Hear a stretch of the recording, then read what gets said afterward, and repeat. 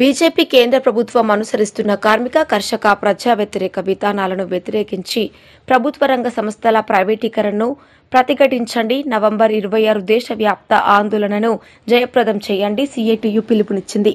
శుక్రవారం నాడు స్థానిక సిఐటియు పట్టణ కార్యాలయం నందు సిఐటియు పట్టణ కమిటీ ఆధ్వర్యంలో కేంద్ర ప్రభుత్వం అవలంబిస్తున్న కార్మిక కర్షక ప్రజా వ్యతిరేక విధానాలకు వ్యతిరేకంగా ఈ నెల 26న జరిగే దేశవ్యాప్త ఆందోళనను జయప్రదం చేయాలని కోరుతూ పాత్రికేయుల సమావేశం నిర్వహించడం జరిగింది.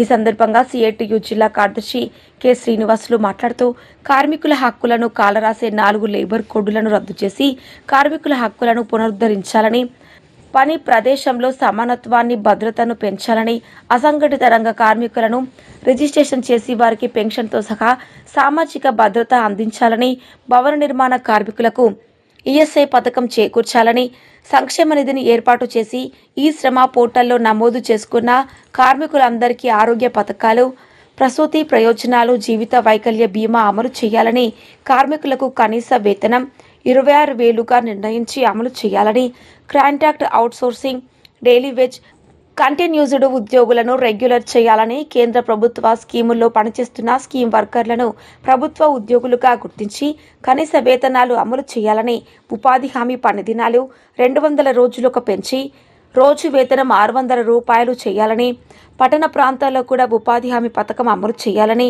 రైతులు, పేదల పాలిట ఉరితాడు లాంటి 2020 నూతన ఎలక్ట్రిసిటీ బిల్లును ఉపసంహరించుకోవాలని, వ్యవసాయ మోటార్లకు ప్రీపెయిడ్ స్మార్ట్ మీటర్లను బిగించరాదని, ధరల పెరుగుదలను నియంత్రించి ఆహారం, మందులు, వ్యవసాయ ఉపకరణాలు, నిత్యావసరాలపై జీఎస్టీని తగ్గించాలని, పెట్రోలియం ఉత్పత్తులు, వంట గ్యాస్పై సెంట్రల్ ఎక్సైజ్ డ్యూటీ తగ్గించాలని, నూతన విద్యా విధానాన్ని రద్దు చేయాలని, ప్రభుత్వ రంగ సంస్థల ప్రైవేటీకరణను ఆపాలని, వలస కార్మికులకు సమగ్ర విధానాన్ని రూపొందించాలని, ఇప్పటికే ఉన్న అంతర్రాష్ట్ర వలస కార్మికుల చట్టం 1979 బలోపేతం చేయాలని, నూతన పెన్షన్ విధానాన్ని రద్దు చేసి పాత పెన్షన్ విధానాన్ని పునరుద్ధరించాలని తదితర డిమాండ్ల సాధనకై సిఐటియు అఖిల భారత కమిటీ ఆధ్వర్యంలో ఈ నెల 26 తేదీన దేశవ్యాప్తంగా జరుగుతున్న ఆందోళన కార్యక్రమాలలో భాగంగా బద్వేల్ పట్టణంలో నిర్వహించే ధర్నా కార్యక్రమంలో ఉద్యోగ, ఉపాధ్యాయ, కార్మిక కర్షకులు పెద్ద ఎత్తున పాల్గొని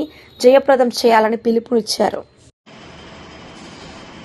నేడు దేశంలో కానీ రాష్ట్రంలో కానీ పరిపాలన సాగిస్తున్నటువంటి ప్రభుత్వాలు అనుసరిస్తున్నటువంటి ప్రజా వ్యతిరేక, కార్మిక వ్యతిరేక విధానాలను వ్యతిరేకిస్తూ నవంబర్ 26వ తేదీన అన్ని ట్రేడ్ యూనియన్లు, అట్లాగే వ్యవసాయ కార్మిక సంఘం, పౌర సంఘం, అన్ని ఉద్యోగ, ఉపాధ్యాయ కార్మిక సంఘాలన్నీ కూడా దేశవ్యాప్త ఆందోళనకు పిలుపునిచ్చాయి.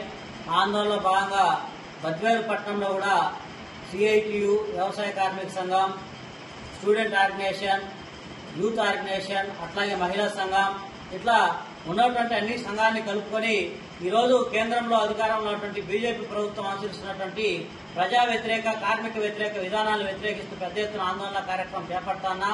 ఈరోజు ధరలన్నీ కూడా ఆకాశాన్ని అంటున్నటువంటి పరిస్థితి. ఈరోజు నిత్యావసర సరుకుల ధరల్ని ఈరోజు తగ్గించాల్సినటువంటి అవసరం ప్రాథమికంగా కేంద్ర రాష్ట్ర ప్రభుత్వాలపై ఉంది. అట్లాగే ఈరోజు నిరుద్యోగం అయిపోతున్నటువంటి పరిస్థితి.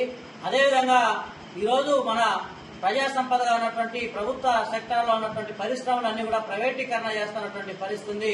ఈరోజు ప్రైవేటు రంగాన్ని పెంచి పోషిస్తూ ప్రభుత్వ రంగాన్ని ఈరోజు నిట్టనూరులా కూర్చేటువంటి విధానాలకి ఈరోజు ప్రభుత్వం ఈరోజు రెడ్ కార్పెట్ పరిచి ఈరోజు పెట్టుబడిదారులకు అప్పచెప్పేటువంటి విధానాన్ని ముమ్మరం చేస్తున్నటువంటి పరిస్థితి.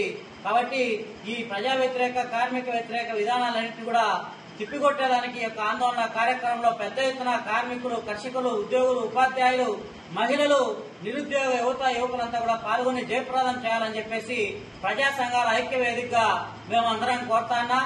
ఈరోజు ఈ ప్రజా వ్యతిరేక విధానాన్ని మనం తిప్పికొట్టకపోతే ఈరోజు 3వ దఫా అధికారంలోకి వచ్చినటువంటి నరేంద్ర మోడీ ప్రభుత్వం యావత్ దేశ సంపదను మొత్తం కూడా ప్రైవేటు పెట్టుబడిదారులకు అప్పచెప్పేదానికి ఈరోజు ముందుకున్నటువంటి పరిస్థితి. కాబట్టి వీటన్నిటిని కూడా ఈరోజు ఒకసారి గమనం పెట్టుకొని అందరూ కూడా యొక్క ఆందోళనలో భాగస్వామ్యమై ఈ ప్రజా వ్యతిరేక, కార్మిక వ్యతిరేకంగా జరిగేటువంటి యొక్క ఆందోళన కార్యక్రమంలో భాగస్వామ్యం కావాలని చెప్పేసి కూడా మరొకసారి ప్రజానీకాన్ని కూడా మేము కోరుతా ఉన్నాం.